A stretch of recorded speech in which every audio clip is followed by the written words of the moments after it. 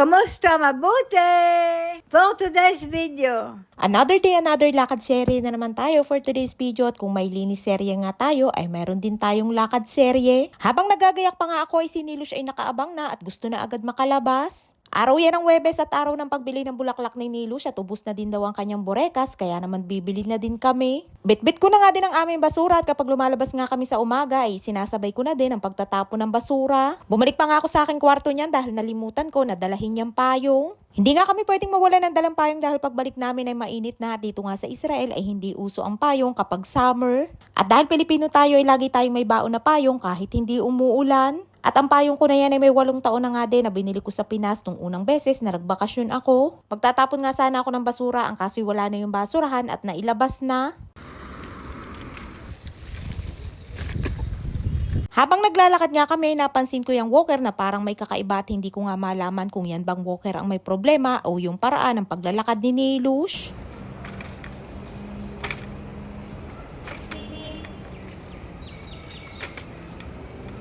Tinanong ko nga si Nilush kung bakit siya ganun na maglakad na para bang nalimutan niya na kung paano gamitin ang walker. Akala mo nga ay naging saklay na sa bawat paglakad ni Nilush ay kailangan ding iangat at ihakbang. At nang tingnan ko nga ayun pala ay maraming buhok na nakapulupot sa gulong kaya hindi umikot. Sinubukan ko nga alisin ang kaso ay hindi kaya at hanggang dyan nga lamang sa may tindahan ng bulaklak ang aming naabot. Hindi na nga kami nakaabot ng paglalakad dun sa may baba dahil nakita ko na nahihirapan nga si Nilush sa kanyang walker. Kaya sabi ko ay hanggang dyan na lamang kami sa bilihan ng bulaklak at bibili lamang kami at uuwi na din. תודה רבה, שבת שלום. Hilush!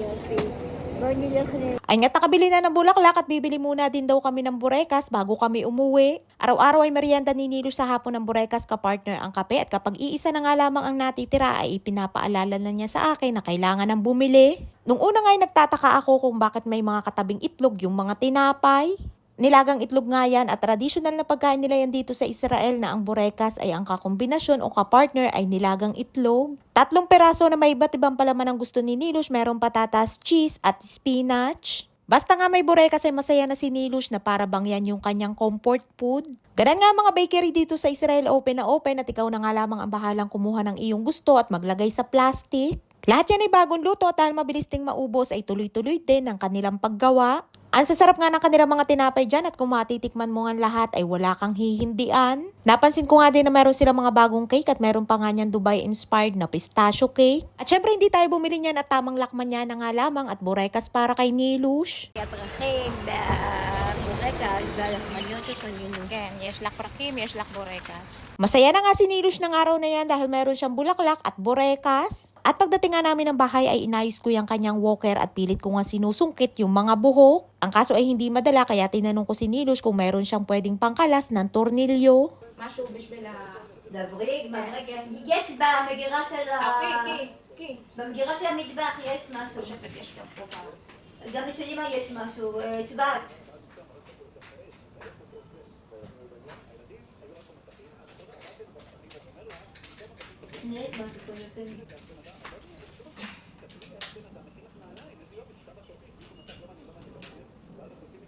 את נשמעת אבל יש לך כוח, את חיה וחזקה. את אוכלת בשר, אז יש לך כוח. את חייבת לאכול בשר. לא, אני לא יכולה לאכול בשר, כי זה השלט הראשוני שאת יודעת. יש לך גם פה.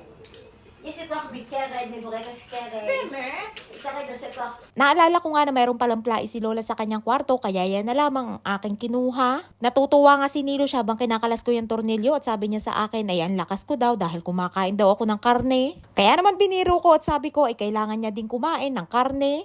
Ay hindi niya daw kayang kumain ng karne dahil sa kanyang peritonitis at yun siguro ang dahilan kung bakit siya nagkapobia sa pagkain ng karne.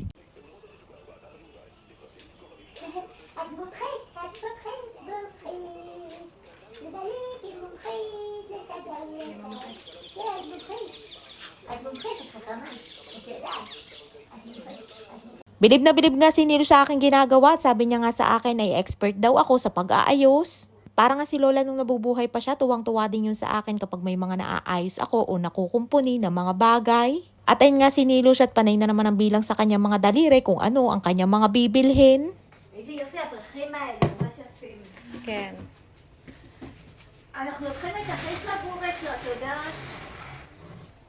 מה? At yan na nga ang napakagandang bulaklak ni Nilush at yung pa nga mga hindi nakabuka ang aming binibili para paunti-unting bumubukadkad. Napaliguan ko na nga din si Nilush at napakaganda niya nga lalo kapag nakasuot siya ng kulay pula. לקנות בזלית, אני צריכה לקנות מברשת חדשה לשיער. Mebreshet shenayim. לא, מברשת שיער חדשה לשיער. At ilak shenayim. לא, מברשת שיער חדשה, לשערות, פרודה, אחר כך קרם פנים כמו שלך, אחר כך אודם, אחר כך טל. Kul kakarbe. כן, טל. At yesh la karbe po babait. אין לי טל. At lo kayevet tal. אני צריכה טל. למה? Kusot yain. כן, קטנות, עושות קטנות. Lama at shuta yain. לא, את שוט- אני אעשה לך מצעד שלט. את כזה לב, ראיתי בבוניירת לב מאוד יפה. Kul kakarbe. Lama yesh la karbe kesef. כן, יש לי 200 שקל בסדר. Yesh kayevet milyon. ואחר כך בספתי סבונים ורוד, ירוק, בלילה, ואחר כך גמדים, ואחר כך מרשומלות, ואחר כך נסיקות. At ang daming gustong bilhin ni Nilush at mayroon pang ang brush at binibiro ko nga kung toothbrush ay wala naman siyang ngipin.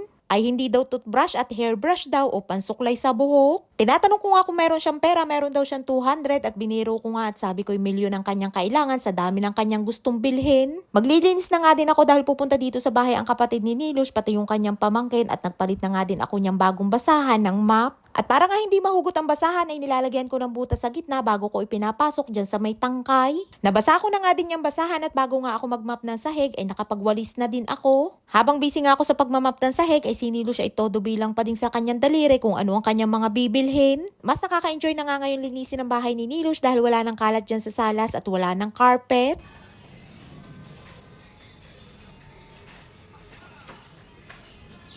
Ang ganda nga tan lawak ng tingnan ng salas ni Nilush at yan nga din ang unang pagkakataon na makikita ng kapatid ni Nilush ng personal yan salas na malinis at wala ng carpet. Meron nga mga bakas na mga pangkulay si Nilush sa sahig, siguro yung mga pumapata kapag nagkukulay siya at hindi nga agad maalis kaya ginamitan ko na ng paa. איזה יופי! הכל חופשי. תראי איזה יופי! הכל נעים פה לגור עכשיו. איזה כיף לך! Ay nga't pagdating ng kapatid ni Nilush ay nagulat siya sa bagong hitsura ng salas at ang ganda daw. Masaya siya at masaya din siya para kay Nilush at hindi na nga din nakakahiya kapag may dumarating na bisita dahil maganda at maayos na ngayon ang bahay. מה שאומר נילי? בסדר נשמה, מה טוב Dumalo nga din ulit ang anak ni Rapi na panganay at tuwang-tuwa nga si Nilush nang makita niya ito. Tamang kwentuhan nga lamang at pag-alis niya ay yun namang kapatid niyang bunso ang uuwi ulit para asikasuhin si Rapi. Palitan nga sila magkapatid at babalik daw ulit siya at pagbalik niya ay kasama na yung kanyang mag-iina. Binigyan na din ako ng pera ng kapatid ni Nili para sa aming weekly allowance at si Rapi naman ang bumibili ng mga gulay at prutas at itlog. At dahil tanghali na nga yan ay pagkaalis nila ay si Nilush naman ang aking pakakainin. At ay nga't inabot na ng antok dyan sa kusina si Sleeping Beauty at dahil food is life ang ating Disney princess ay kakain muna bago ulit matulog. Kain tayo itlog avocado.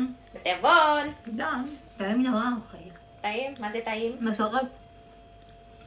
Labriut. May mga nagtatanong nga ulit na bakit hindi ko daw bigyan si Nili ng tinidor. Nabanggit ko na yun dati kung bakit hindi gumagamit si Nili ng tinidor dahil hindi po marunong si Nili gumamit ng magkasabay ang tinidor at kutsara. Kapag kutsara ay kutsara lang at kapag tinidor ay tinidor lang. At ay nga sa kakalabas namin ay napansin ko na iba na ang kulay ni Nilush. Pero baliwala yan kay Nilush dahil ako nga lamang ang takot mangitim na laging balot na balot kahit mainit. Sabi nga nung nakasabay namin Pinay sa grocery store, alam na alam daw na Pilipino kami dahil kahit kainitan ay nakasuot ng sweater. At pagkatapos nga kumain ni Nilush ay Sleeping Beauty na ulit ang Disney Princess. Ay siya hanggang dito lamang ating kwento for today's video at maraming po salamat sa inyong support at laging panonood. Mag-ingat po tayong lahat palagi. And please follow and share ako Infinity Private Resort and Events Place and please subscribe to my YouTube channel.